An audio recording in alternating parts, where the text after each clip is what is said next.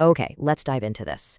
Welcome to today's explainer, where we're going to explore what is honestly a monumental, totally paradigm-shattering shift in how we approach human biology. For decades, medicine has essentially treated the human body like a machine made of individual parts. If a part breaks, we try to fix it, or maybe we build a replacement object and just implant it. But what if we've been looking at it all wrong? Today, we're exploring a radical new discipline called morphogenetic manufacturing. It proposes a massive pivot, a shift away from just building biological objects to actually steering human developmental trajectories. I want you to challenge your core assumptions about anatomy right now. Seriously, think about it.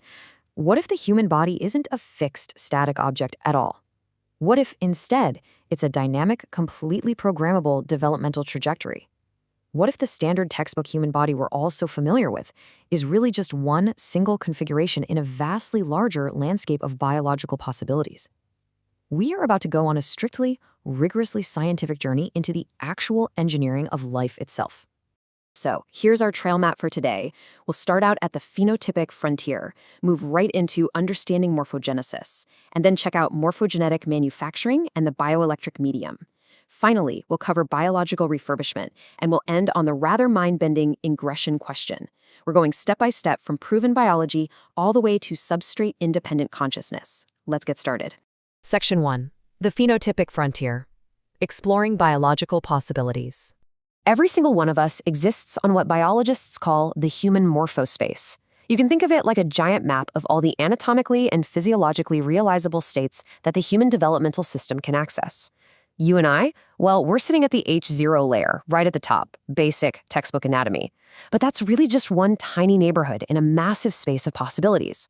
As we travel down this map, we hit evolutionarily demonstrated adaptations at H4, then we get to engineered biohybrid states, like advanced medical implants at H6, and it goes all the way down to theoretical substrate-independent architectures at H8. The main takeaway here is that the human body is definitely not a single unchangeable point. It is a vast, open map of potential configurations. To prove this isn't just science fiction, let's consider the Baja people of Southeast Asia. Due to generations of extreme breath hold diving, genetic selection has actually given them a spleen roughly 50% larger than neighboring populations. It literally acts like a biological scuba tank, injecting oxygenated red blood cells right into their system during a deep dive. This right here is what we call an E1 claim, a hard, empirically demonstrated fact. Evolution has already optimized human morphology in some pretty radical ways. The profound question we're asking in this explainer is, can we compress that process from slow, evolutionary, generational time into your own individual lifetime? Moving into Section 2, Understanding Morphogenesis. This is how anatomy actually builds itself. Okay, the absolute central concept here is something called the morphogenetic attractor. Now, in traditional biology, we usually assume DNA is this strict, hard-coded blueprint that just says, build a kidney here, build an arm there, and then stop. But development is actually way more like a dynamical system. Biology builds itself using targets and attractors. An attractor is basically a stable state that the cells collectively want to reach. Once they hit that target state, a stabilization boundary tells them to stop, and they just maintain that state. It's not a blind go button. It's a smart, closed-loop system striving for a very specific architectural goal. If you want to see exactly how this works in real life, look no further than Michael Levin's laboratory and his work with planarian flatworms. By briefly altering the bioelectric state of an injured flatworm, and I mean without touching a single line of its DNA, his team changed its target attractor. They basically tricked the worm into growing two heads. And honestly, here's the truly wild part. If you cut that two-headed worm again, it regenerates two heads again, forever. The biological memory of its target anatomy is stored entirely in a rewritable electrical state, not just in its genes. All right, stepping up to Section 3, Morphogenetic Manufacturing, Steering the Body. So the crucial point is this massive conceptual pivot. Traditional tissue engineering kind of thinks in a straight line, right? It prints a scaffold, seeds it with cells, matures it, and implants it. You're basically trying to build a dead object cell by painstaking cell. Morphogenetic manufacturing does the exact opposite.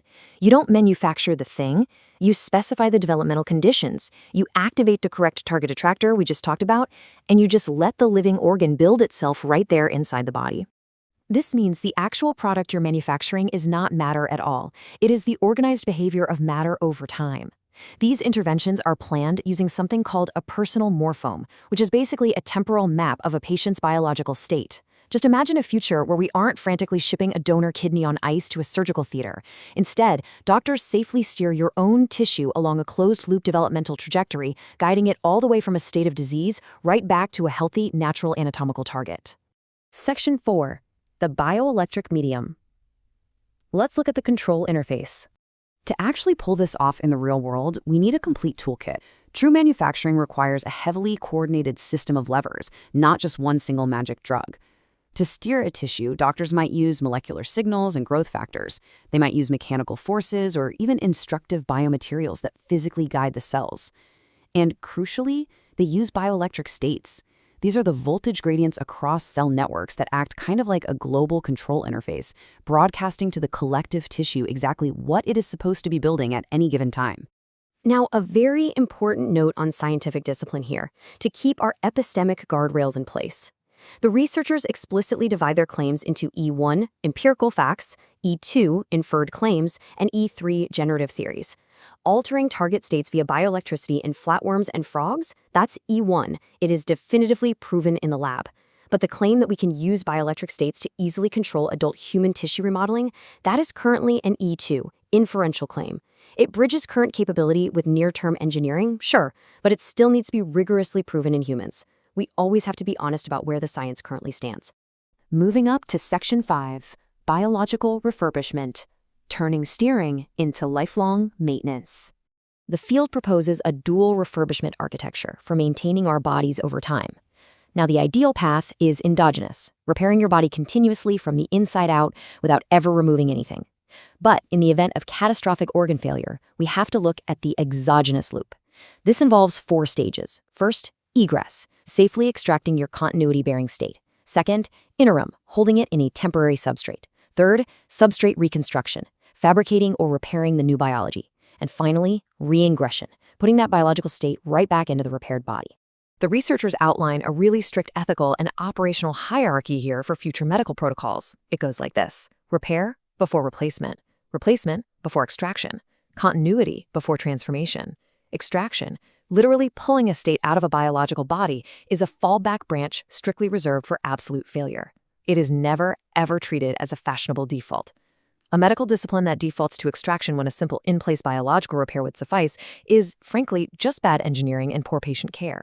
And finally, Section 6, the ingression question, going beyond the substrate. 78%. That is the percentage of Manduka moths that successfully retain a learned memory, specifically an odor aversion, through the incredibly radical physical transformation of metamorphosis. Really think about that for a second. They learn something as a caterpillar, their body effectively dissolves into a biological soup, it reorganizes completely into a moth, and the memory actually survives.